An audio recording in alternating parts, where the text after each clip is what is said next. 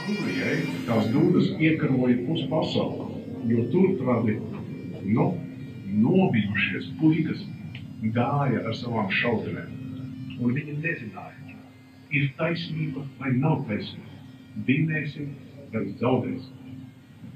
Bet kamēr tās dūdas skanēja, viņi gāja uz priekšu. Tas ir simboliskais vārds. Kamēr tās dūdas skanēs kaut vai šeit mūsu prātos, tikmēr mēs jūtas. Izbaudam draudzīgi. Labdien visiem! Es runāju latviski, emocijas, esmu pats lietuvietis. Mani uzaicināja pie jums šeit ciemos, un ne tikai tā, ka es nospēlēju šīs dūdas, bet arī nedaudz parunāt ar jums. Viens no instrumentiem ir ļoti sievišķis, jā? Skan tā.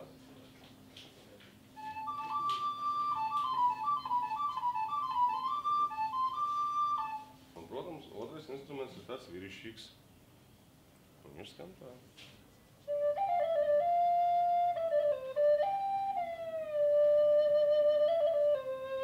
Es atbraucu uz Rīgu, es izstrādāju vienu no skaistākajām melodijām, un paldies Latvijai par to, ka es tikai esmu izpolējis līdz tādai skanēji, kā tas skan šobrīd.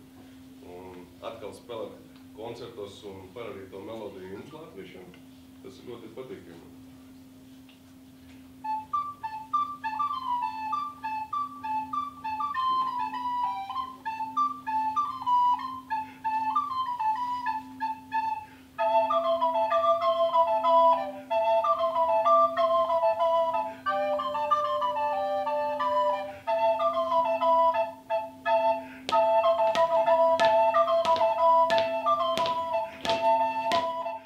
Mums ļoti labi iet, KPV mēs augam ar katru dienu.